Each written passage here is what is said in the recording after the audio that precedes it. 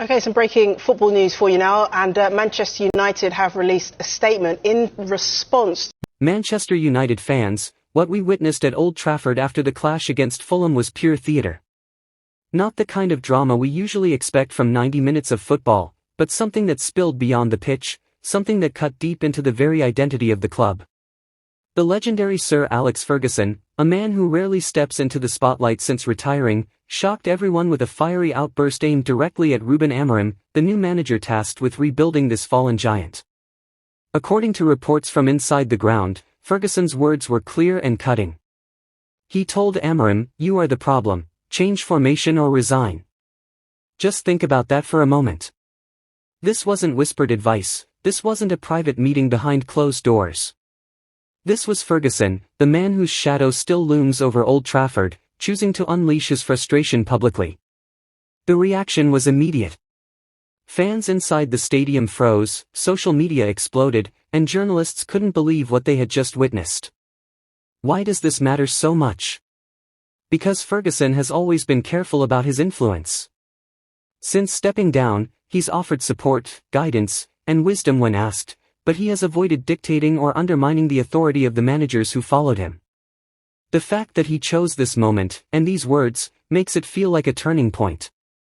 He saw something he could no longer stay quiet about, and in true Ferguson fashion, he didn't mince his words. For Ruben Amorim, the weight of those words must feel enormous. When he accepted the job at Manchester United, he knew he was stepping into one of the toughest positions in world football. The expectations are sky high, the scrutiny never ends, and every decision is dissected not only by the media, but by millions of fans around the globe. Now, on top of all that, he has to carry the sting of Ferguson's public criticism. That's not just pressure, that's history itself pressing down on his shoulders. The debate among fans has already begun. Some supporters believe Ferguson is absolutely right. They argue that Amorim's tactical system is too rigid, too cautious, and not suited to Manchester United's DNA. They want to see attacking football, fearless pressing, and the kind of swashbuckling style that made United famous across the world. For them, Ferguson's outburst was a wake-up call, a reminder that this club cannot lose its identity. On the other hand, there are fans who see it differently. They argue that Ferguson's time has passed, that football has changed, and that Amorim must be given the freedom to implement his own ideas without interference. They point out that modern football is built on structure, on tactical discipline, on pressing systems and data-driven strategies. Amorim represents that new school of thought, and forcing him to abandon it could be counterproductive. For these fans, Ferguson's intervention risks pulling the club back into the past instead of moving it forward. So, who is right? The truth, as often in football, lies somewhere in the middle. Ferguson is correct that Manchester United must never lose its identity. The club was built on attacking football, on courage, on never settling for mediocrity. Those values cannot be thrown away. But at the same time, Amorim has to be more than just a caretaker of tradition. He has to bring something fresh, something modern, something that can stand up to the challenges of today's Premier League. The balance between respecting history and embracing evolution is where United's future will be decided. Let's talk about tactics for a moment, because this is at the heart of the debate.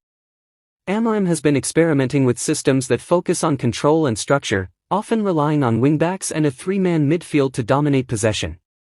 It's a style that worked for him at Sporting Lisbon, where he brought success and stability.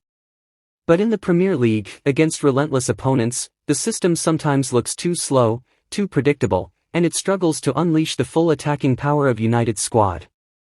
Fans have noticed the lack of width, the predictability in build-up, and the isolation of key attackers who thrive in more open, aggressive systems. Ferguson himself, during his reign, always valued flexibility. He could switch between systems, but his teams were never passive. They always attacked with intensity. That's what he was calling for when he told Amorim to change formation. It wasn't just about tactics on paper, it was about restoring the spirit of risk-taking and pressure that defines Manchester United football. The dressing room dynamic is another fascinating layer. Players listen when Ferguson speaks, even now. Some of the squad grew up idolizing him, others were coached by him during his final years. His words carry weight, and for younger players, hearing that outburst will leave an impression. Will it inspire them to demand more intensity from their manager?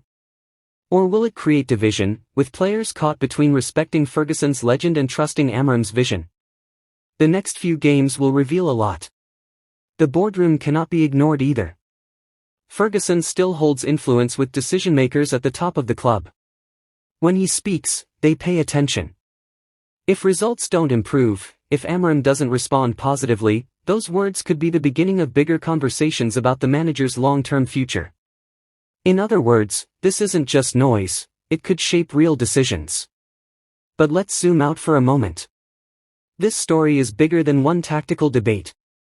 It's about identity, legacy, and the eternal fight to bring Manchester United back to where it belongs.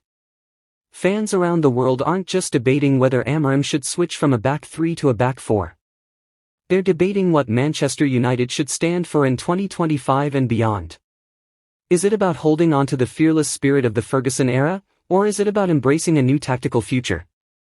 That's why this outburst has hit so hard. It forces everyone connected to the club to confront those questions. From my perspective, this clash between Ferguson and Amorim is not a disaster, it's an opportunity. Ferguson has set the standard. He has reminded everyone what the badge on the shirt represents. Amorim now has the chance to show that he can rise to that standard without losing himself in the process. If he listens, adapts, and proves that he can blend tradition with innovation, this could be the making of him. But if he resists, if he digs in stubbornly, and results don't follow, then Ferguson's words will echo louder with every passing week. Old Trafford has seen many unforgettable nights, but this confrontation may be one of the most significant moments off the pitch in recent years. It could define how fans view Amorim's reign, and it could shape the direction of the club for the rest of the season. Football isn't just about tactics and results, it's about passion, about belief, about identity. That's why this story matters so much. To every Manchester United fan watching, remember this, we are witnessing history in real time. This isn't just a clash between a manager and a legend. It's the battle for the soul of Manchester United. Whatever happens next, whether Amorim bends or stands firm, whether Ferguson steps back or speaks again, this will be remembered as the moment when past and present collided at Old Trafford. Don't forget to like, comment, and subscribe for more updates, analysis, and original commentary on everything Manchester United.